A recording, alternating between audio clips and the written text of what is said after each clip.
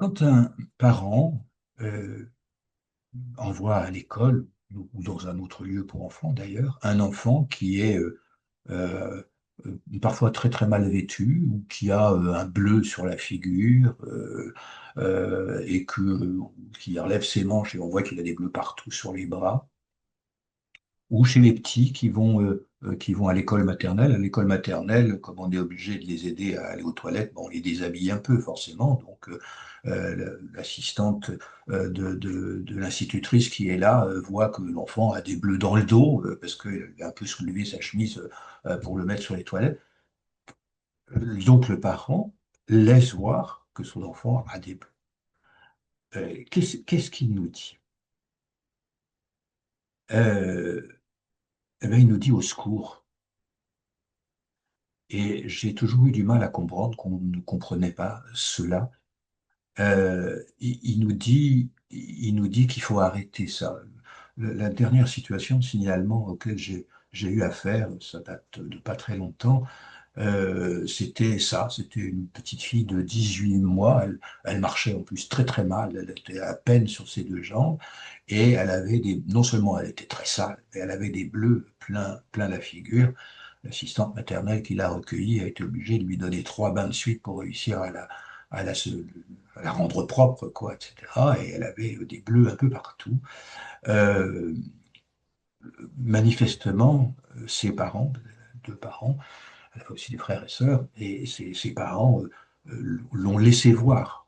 Il fallait que ça s'arrête. Et d'ailleurs, quand on leur a dit, oh là, écoutez, voilà, moi j'appelle la police, je vous laisse pas repartir avec cet enfant, etc.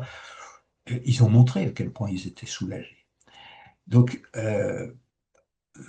nous avons tort quand nous refusons nous-mêmes de voir ça, ou si on interroge la maman ou le papa à la sortie de l'école, en disant mais dites donc, il a un beau cocard dans l'œil, là, qu'est-ce qui lui est arrivé?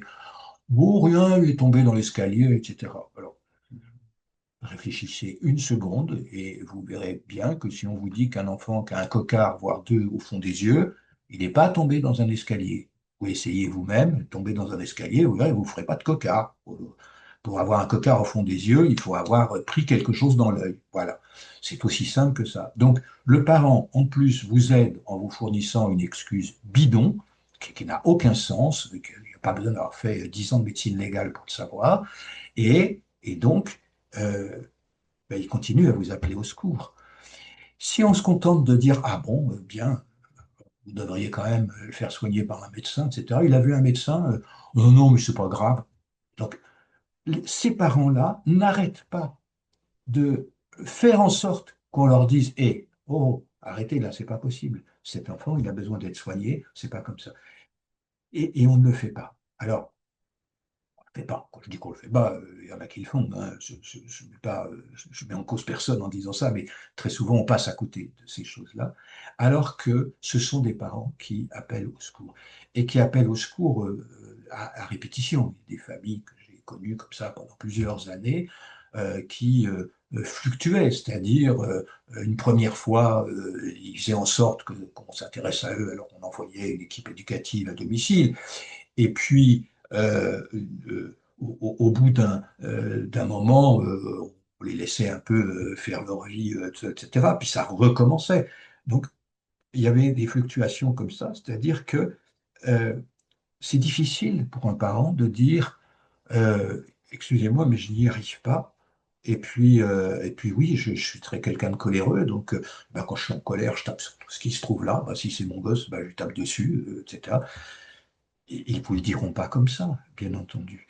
Ils ne vous le diront pas comme ça, mais ils vont laisser voir un certain nombre de choses. La tragédie, c'est quand on ne le voit pas.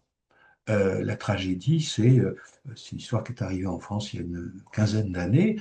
Une petite fille qui a fini par être complètement tuée par ses parents, mais enfin, à un moment donné, elle arrive dans un hôpital, service de pédiatrie, avec la peau des pieds totalement arrachée.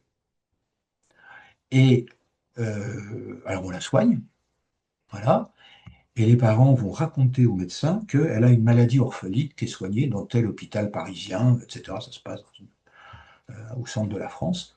Euh, Et le médecin pédiatre qui soigne la petite fille ne prend pas son téléphone pour appeler le service en question en disant c'est quoi cette maladie orpheline bizarre qui fait qu'elle a plus de peau sous les pieds.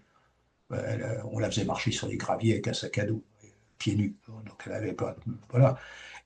Et donc, on voit bien que, en fait, ses parents étaient là à appeler au secours et on les a laissés détruire cet enfant. Et c'est un schéma absolument récurrent. Euh, il faut se faire à l'idée que un certain nombre de parents qui maltraitent les enfants le font par impuissance et que la seule solution qu'ils aient, c'est de laisser voir les dégâts qu'ils font pour qu'on protège leur enfant. Et il ne faut pas refuser de le faire.